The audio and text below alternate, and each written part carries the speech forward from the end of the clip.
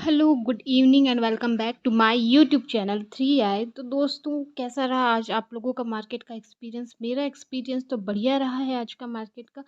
And आज मैं Nifty 50 के बारे में कुछ इंपॉर्टेंट अपडेट्स के लिए बात करने वाली हूँ इसमें। तो यहाँ पर सबसे पहले हम देख सकते हैं कैसा रहा आज का मार्केट का व्यू।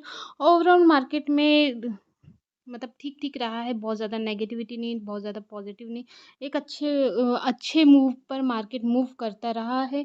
मिड कैप में तो हमको 73% पॉजिटिविटी दिखाई दे रही है यहाँ पर। मतलब मिड कैप का बहुत अच्छा परफॉर्मेंस रहा है आज की डेट में। एंड निफ्टी की बात की जाए तो भाई निफ्टी ने मैं नेगेटिव में जा कर के फिर पॉजिटिव में आया है। And they in the last ही अपने कल के क्लोजिंग पॉइंट पर ही क्लोज हुआ है। तो ये था आज का निफ्टी का सबसे बड़ा मतलब एक हिस्ट्री क्रिएट की है भाई निफ्टी ने अपने आज तक के। मतलब जब से मैं मार्केट में एनालिसिस कर रही हूँ चीज़ों को, तब से तो मैंने आज तक इस टाइप की चीज़ें होते हुए नहीं देखी कि कल जिस पोजीशन में मार्केट बंद हुआ था उसी पोजीशन में आज भी मार्केट बंद हुआ है। तो ये चीज़ मैंने अभी तक तो नहीं देखा है। आज पहली बार ये चीज़ मुझे दिखाई दी है। उसके बारे में हम आगे भी बात करने वाले हैं। इससे पहले हम थोड़ा-सा अपने आज के मार्केट का ओवरव्यू कर लेते हैं। तो ओवरऑल मार्केट जो है वो 50-50 रहा है। ना बहुत ज़्यादा पॉजिटिविटी दिखी है, ना बहुत ज़्यादा नेगेटिविटी दिखी है। 0.00 पर निफ्टी क्लोज़ हुआ है, तो इसका कोई बहुत बड़ा इफ़ेक्ट नहीं पड़ा है आज की डेट में। ओके, सो निफ्टी के पिवट चार्ट के बारे में बात करते हैं। तो यदि कल यहाँ से नहीं, सबसे पहले मैं आपको एक बात ये बताना चाहती हूँ कि कल मैंने आपसे एक बहुत हाइलाइट करके एक बात बोली थी कि इस बात को ध्यान रखिए कि कल मार्केट गैप डाउन के साथ में ओपन होगा। एंड यदि आप आज का मार्केट देखेंगे तो लिटरली ये गैप डाउन के साथ में हमको ओपन होते दिखाई दिया है। और ये कुछ इसी पॉइंट के आसपास में हमको ओपन होते हुए दिखाई दिया, मतलब इस पॉइंट के आसपास में, तो कल के दिस पॉइंट के आसपास में हमको ओपन होते हुए दिखाई दिया है। सो जो मार्केट में अपडेट्स मैं देती हूँ इसको थोड़ा-सा ध्यान रखते हुए आप यदि ट्रेडिंग करते हैं तो ये आपके लिए बहुत अच्छा प्रॉफ़िटेबल ट्रेडिंग आप मतलब बहुत प्रॉफ़िटेबल ट्रेडर आपको बना सकता है। सो अब बात करते हैं इसके आगे पीवट चार्ट के अकॉर्डिंग मार्केट में कल आने वाले कुछ अपडेट्स के बारे में। तो फर्स्ट हमको रेजिस्टेंस यहाँ से बनते हुए दिखाई देगा 22,384 के इस पे। उसके आगे दिखाई देगा 22,466 के नंबर पे। And first support 22,203 and second support 22,104 के लेवल पे हमको बनते हुए दिखाई दे सकता है। सो इसको ध्यान रखते हुए कल का मार्केट आप ओपन करिए। एंड देन ध्यान रखिएगा शायद कल निफ्टी 50 की एक्सपायरी है, जितना मैंने देखा है कि कल निफ्टी 50 की एक्सपायरी है। तो उसको देखते हुए यदि आप वॉलेटाइल मार्केट में ट्रेड करने में कंफर्टेबल हैं तो ज़रूर ट्रेड करिए उस मार्केट में। एंड यदि कंफर्टेबल नहीं है तो फिर कल के दिन थोड़ा सा ऑप्शन फ्यूचर्स की तरफ ना जाते हुए कैश मार्केट में वर्क करने की कोशिश करिए। ओके, सो नेक्स्ट अब बात कर टॉप गेनर्स के बारे में। तो Bharat forge, Bajaj Balaji mines, CGCL, HUDCO, ये जो कुछ कंपनियां हमको टॉप गेनर्स में होती हुई दिखाई दी है, इसका मतलब ये है कि कल की डेट में या फिर आज की डेट में आप इसमें ऑप्शन बाइंग करते होते तो आपको एक बहुत अच्छा प्रॉफिट दिखाई आज पड़ सकता था। वैसे इनमें कुछ में ऑप्शन चेंज अवेलेबल नहीं रहती है। तो पहले जो भी जिस भी स्टॉक्स में आपको देख मतलब एनालिसिस करना है तो फर्स्टली उसको पूरा एनालिसिस करिए, उसके बाद उसमें इन्वेस्टमेंट किया करिए। ये तो मैं हर वीडियो में कहती हूँ कि किसी भी चीज़ में इन्वेस्ट करने से पहले उसका 100% एनालिसिस करना चाहिए हमें। टॉप लूज़र्स के बारे में बात की जाए तो बहुत अच्छी कंपनी सोनाटा हमको आज टॉप लूज़िंग करते हुए दिखाई दी है, मतलब इस पे सेलिंग प्रेशर ज़्यादा आया है। रेनबो 2 दिन से टॉप लूज़र्स में हमको दिखाई दे रही है। जिंदल सॉ ये जो है ये भी हमको टॉप लूज़र्स में दिखाई दिया है। फ्लोरोचेम ये भी हमको टॉप लूज़िंग करते हुए दिखाई दी है। मतलब ये कुछ कंपनियाँ हैं जिसपे सेलिंग प्रेशर ज़्यादा है। सो इस पे करने वाले इन्वेस्टर्स को अपना था यहाँ पे थोड़ा-सा हाथ पीछे करना चाहिए। जब हमको कुछ स्टॉक्स लूज़ होते हुए दिखाई देते हैं, तो वहाँ से थोड़ा-सा हाथ पीछे खींचना ज़रूरी हो जाता है, ताकि हमको लॉन्ग टर्म में कोई ज़्यादा बड़ा नेगेटिविटी हमारे स्टॉक्स होल्डिंग में दिखाई ना दे।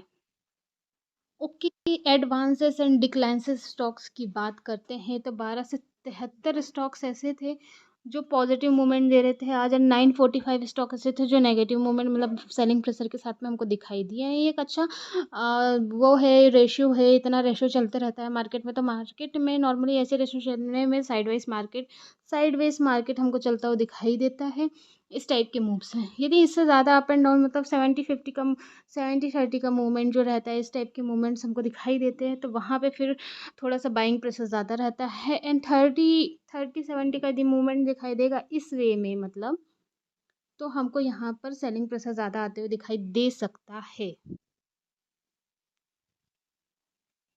ओके, तो आपने स्टार्टिंग में मेरे थंबनेल में देख ही लिया होगा कि हम आज बात करने वाले हैं history created by the Nifty 50 today. इसका मतलब ये है कि आज जब मार्केट क्लोज हुआ, इवन मैं मार्केट में बैठी थी और मैंने जैसी क्लोजिंग हुआ एंड 0.00 इस टाइप का कुछ मूवमेंट वहाँ पे मुझे दिखाई दिया था, जैसे यहाँ पे दिख रहा है। इस टाइप के कुछ मुझे मूवमेंट वहाँ पे दिखाई दिए कि 0.00। मैं थोड़ी देर तो कन्फ्यूज़न में रही कि ये क्या है भाई, एक्चुअल में हुआ क्या है, कि यही मेरा मेरा ही सिस्टम हैंग तो नहीं हो गया है कहीं। तो इस टाइप से मुझे कुछ दिखाई दे रहा था। देन उसके बाद में मुझे समझ आया कि नहीं नहीं, एक्चुअल में ये वहीं पे क्लोज हुआ है कल जहाँ पे इसने क्लोजिंग दी थी। तो थोड़ा सा शॉकिंग तो है भाई, क्योंकि ऐसा कभी नहीं होता है, ये first time in a while हुआ होगा जब निफ्टी 50 ने सेम अपने जगह पर जाकर के मार्केट में क्लोजिंग दी है। सो एग्जैक्टली उस पॉइंट में क्लोज होना, इसका मतलब ये है कि कल कुछ भी मोमेंट्स हमको मार्केट में मिल सकता है। या तो ये अपसाइड जा सकता है या तो डाउन साइड जा सकता है। इसका प्रिडिक्शन करना थोड़ा सा मुश्किल है आज की डेट में। बट मेरे हिसाब से तो जिस टाइप से आज की डेट में मार्केट साइडवेज चला है, कल भी उस टाइप से साइडवेज मार्केट हमको दिखाई देगा। थोड़ा सा मूवमेंट अप एंड डाउन हमको दिखाई दे सकते हैं। जैसा आज का परफॉर्मेंस रहा वैसा कल का परफॉर्मेंस, मुझे निफ्टी 50 का कल का ऐसा ही परफॉर्मेंस समझ आ रहा है।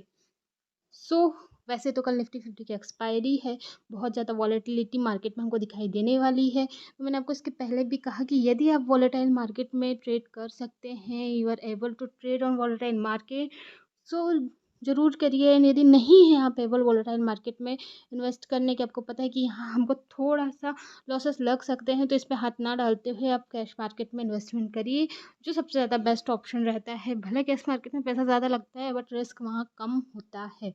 सो बेस्ट ऑप्शन ये है कि कैश मार्केट में वर्क करिए।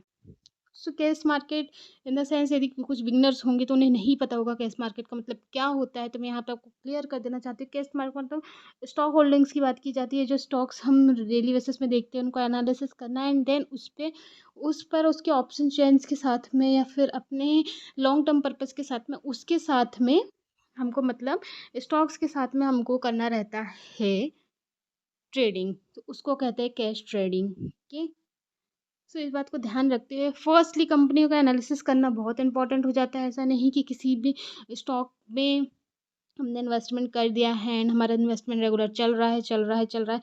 नहीं नहीं नहीं, ऐसा नहीं होता है। किसी दिन हमको लॉस भी लग सकता है यदि अभी तक प्रॉफिट हो रहा है। तो पहले कंपनियों का एनालिसिस करिए, उसके बाद उस पर इन्वेस्टमेंट करिए। ओके, अब नेक्स्ट बहुत अच्छी न्यूज़ आते हुए हमको दिखाई दे रही है टाटा पावर के क्वार्टर 4 रिजल्ट के बारे में। सो इस पे बात की जाए तो कंपनी में क्वार्टर 3 के अकॉर्डिंग 4 के साइड में 15% का जो है वो इंक्रीज होते हुए प्रॉफिट दिखाई दिया है। 895 करोड़ के आसपास का इसका मार्केट उठते हुए हमको दिखाई दिया है।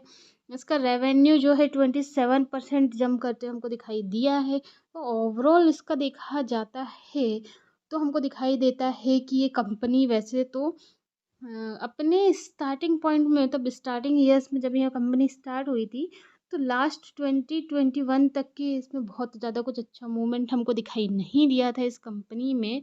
बिकॉज इसके पहले तक के कंपनी नॉर्मल चीज़ों के ऊपर वर्क करी थी जैसा हम जानते हैं। एंड अभी इसमें रेवेन्यू सॉरी रीयूजेबल एनर्जी मतलब रेन्यूएबल एनर्जी के थ्रू ये अपना जो है अपना वर्क कर रही है, मतलब पावर सेक्टर में वर्क कर रही है ये कंपनी। उसके बाद से पता है कि रीयूजेबल जो एनर्जी है उसकी तरफ कोई भी अभी कंपनियाँ जाती है तो ये भविष्य में ऑटोमेटिक प्रॉफिट में होने वाली है। इसलिए 2020 के बाद से इसमें बहुत अच्छा हमको एक मूवमेंट दिखाई दे रहा है।